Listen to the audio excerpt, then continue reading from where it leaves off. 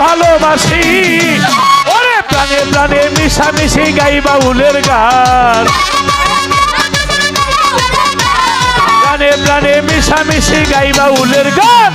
ধন্য মায়ের পূর্ণ সন্তান তারেক রহমান ধন্য মায়ের পূর্ণ সন্তান তারেক রহমান